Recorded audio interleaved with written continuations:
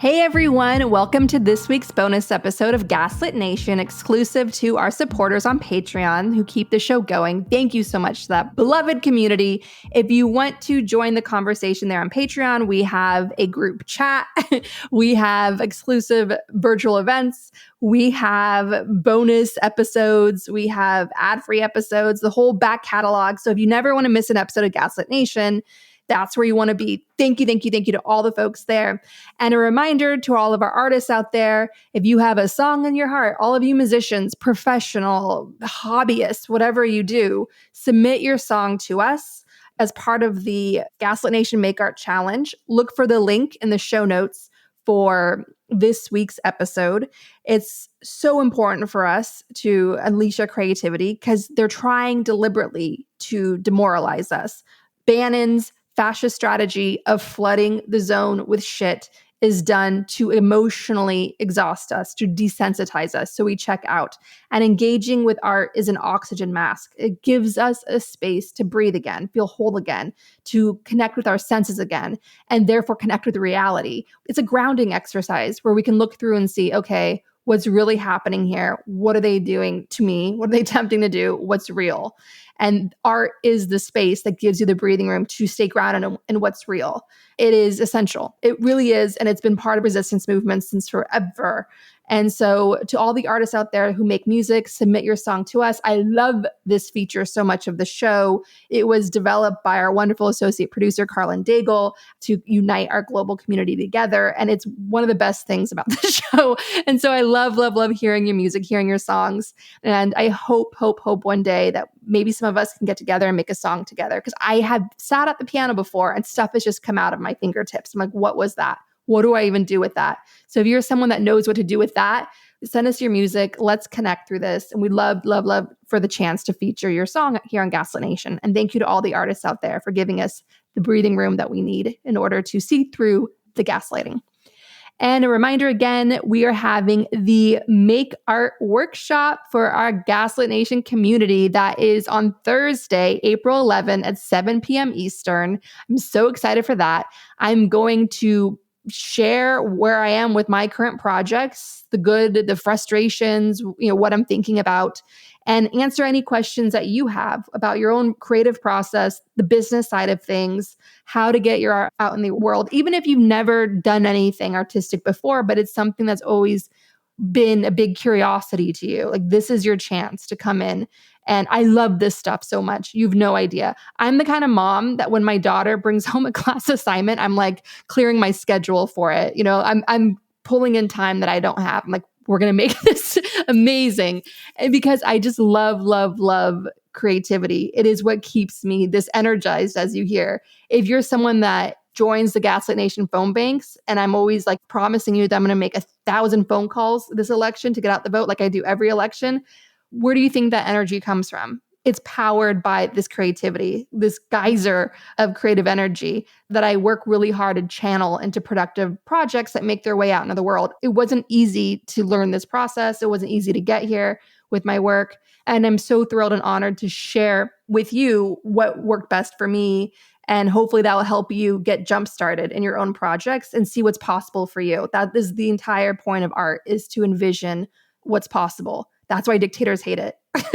And so art is all about another world is possible. Art is all about survival. Art is all about the power of imagination at a time when so many people lack imagination.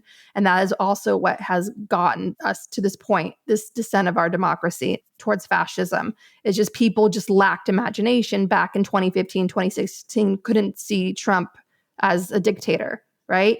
And so again, I was one of the early ones screaming about it because I was working on an art project at the time about the Trumps and the Tucker Carlsons and the Putins of the 1930s.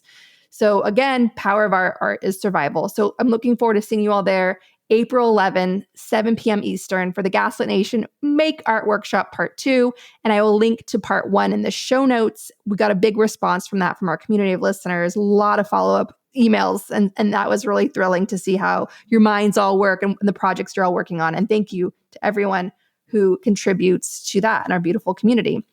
All right, this week's bonus episode, we look at how to stop MAGA, because even if Donald Trump chokes on a Big Mac, the proud KKK terrorist movement he leads will outlive him. Like, we're stuck with Trumpism.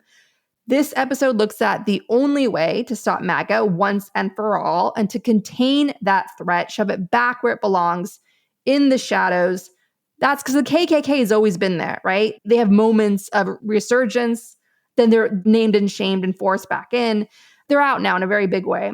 The hoods are off. And there's a reason why those guys originally wore hoods in the first place, right? To intimidate and also to cover up their faces, because deep down inside, there was sort of this tension there with some of the broader community that what they're doing was just too far. So it's time for us to force them back into their hoods and back underground where they belong. They will always be there. It's very difficult, given human nature, to live free of racism, free of hatred and ignorance. But what we need to do is set up actual rule of law and enforce laws and clean up our systems and inspire a lot of empathetic, science-driven people to join and help reform the system and become the new power. It's up to us to build the new power. Things are in shambles now. We are desperately playing catch up with very little time left. The door's closing on us, but we're making great strides despite these odds against us. That has been in the data again and again in all these recent elections. The 2018 blue wave was real. And not only was there a blue wave in 2018, but it set up infrastructure across the land that's still there, that's still working to protect us. And it includes a lot of people across the political spectrum. We're far more united than they want you to know.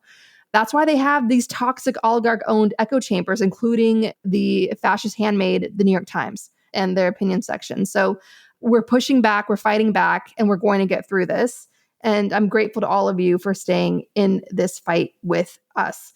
And so in this special bonus show, we look at also why the New York Times, the newspaper of power and access journalism, as shown in, of course, my film, Mr. Jones, about the New York Times man in Moscow, Walter Duranty, who deliberately covered up Stalin's genocide famine in Ukraine. The New York Times has this long history of abusing its power by cheerleading autocrats and spreading their disinformation.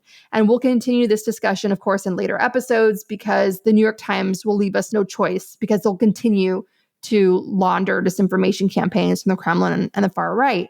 They're just going to keep at it, right? We lived through this hell in 2016, and now we're back. And also in 2020, where they try, oh my God, yeah, Ken Vogel. We did episodes on Ken Vogel at the New York Times.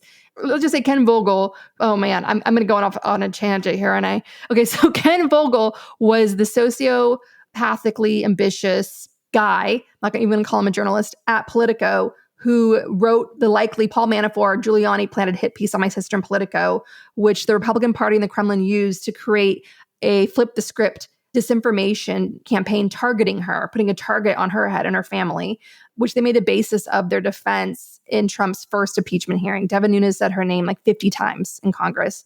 Again, deepening that target on her head. It was a very scary time for her and her family. And then Ken Vogel gets rewarded for all those hot scoops, being an access journalist, to, of course, where else? The New York Times, where he repeated that whole Kremlin-backed disinformation effort in 2020 to try to paint Biden as like doing some dirty deals in Ukraine by trying to get some prosecutor general fired in Ukraine, who he accused of wanting to investigate Hunter Biden. And at the time, Biden was just doing his damn duty by amplifying the calls of Ukraine's famous and tenacious civil society calling for this corrupt prosecutor general's firing. Biden was just carrying out U.S. foreign policy rightfully in Ukraine and doing a very good service to anti-corruption campaigners on the ground, risking their lives, right? So in this discussion, we're going to look at why is the New York Times the newspaper of fascism? Why do they peddle this disinformation? And it's a travesty to all of the excellent journalists and opinion writers who are at the New York Times, some of whom I know personally. When the New York Times abuses its power, it's not only a betrayal of us, the public, the people, and threatens our very democracy, but it's also a betrayal of the real, true talent that they do have there. So that will be discussed in this show. And if you are infuriated by anything that you hear, again, take it to the Gaslit Nation Survival Guide, the 2024 Survival Guide, right on our homepage at gaslitnationpod.com. That's gaslitnationpod.com. There are simple steps there that you can do to channel all your rage, channel all your fear into productive actions that we need to plant seeds of urgent change now. We need you, we need you, we need you. And all of your talents can be channeled onto the Gaslit Nation 2024 Survival Guide at gaslitnationpod.com. Thank you so much. In this discussion, I'm joined by Russian mafia expert Olga Lautman and analyst Monique Camarra of the Essential Kremlin File podcast. This episode is available to our Gaslit Nation subscribers at the Truth Teller level and higher. So to never miss an episode of Gaslit Nation, get our full back catalog of bonus shows, all episodes ad-free, exclusive invites to virtual events and more, and of course, access to our April 11th, 7 p.m. Eastern, Make Art event, our fun little workshop. We're all going to hang out together. Subscribe to Gaslit Nation on Patreon by signing up at patreon.com/gaslit. Thank you to everyone who supports the show. We could not make Gaslit Nation without you. I have a question for you both. If one, let's say a Republican wants to run and they're not in the Trump camp, will they be allowed to run or not? What's the situation? I was just thinking about that, Monique. And that was the point I wanted to make next. What is empowering the Kremlin caucus, keeping them in power and keeping all these complicit cowards in power in the House is extreme gerrymandering. The same thing keeping Orban in power in Hungary. It's extreme gerrymandering. The United States has a level of crisis when it comes to gerrymandering that has triggered a crisis report by the United Nations. We're one of the few countries in the world that has a gerrymandering crisis. And that is what has allowed this rabid far-right MAGA machine to flourish, where any so-called normal Republican cannot win a primary because their district is so gerrymandered that it's the extremes that determine who wins the primary and therefore just skates on through, in many cases, to the general and becomes a member of Congress. And that's why you've seen these ranks growing in the Kremlin caucus in the last 10 years, is because of the extreme gerrymandering.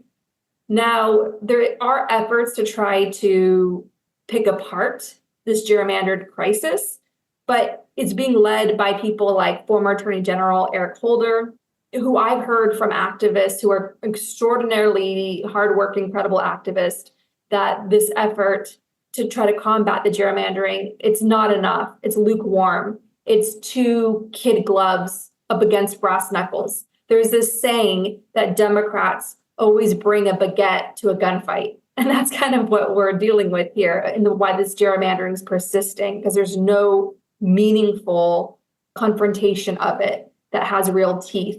So our next big hope to fight it is in the 2030 census in 6 years. So that's when these maps get redrawn and demographics will be shifting. And the shifting demographics are a good thing, because what happened in the most recent census that determined these election maps, you had the Republicans with their eyes set on gerrymandering so severely that they would be locked into a House Republican majority automatically for 10 years until the next census. That's what they're trying to do. And in some of these districts, looking at the maps, they couldn't gerrymander their way into this because the demographics had shifted so much that they'd worked against them. And as we know, when Trump was president in 2020, he did a lot of horrible things to deliberately suppress the census, to weaken the census. It screwed over New York State, where New York State lost congressional power and representation because Trump deliberately sabotaged the census for this purpose. Because Republicans, unlike Democrats, just use the brass knuckles and go for bold power.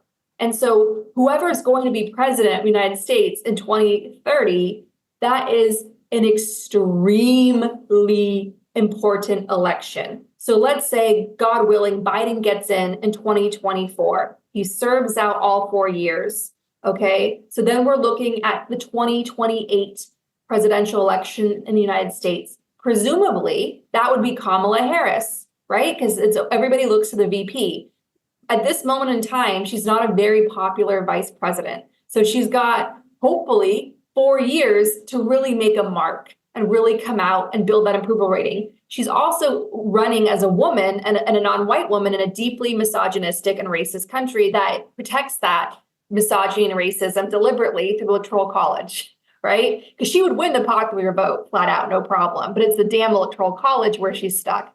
And so if a Democrat who believes in the rule of law, like Kamala Harris, wins in 2028, that president is going to have an attorney general and all the power in place to protect the integrity of the 2030 census that's going to oversee our electoral maps for another decade. So that's what I'm telling you, is that if you want to really defeat the Kremlin caucus, we need to fight like hell in the 2028 presidential election. And then we all have to unite again in the 2030 census to do our volunteer work to get out the census vote, to make sure that everybody's counted, to make sure that we get the most, with counting every citizen, that we get the best representation possible in our states, especially these so-called blue states like New York, where Olga and I live.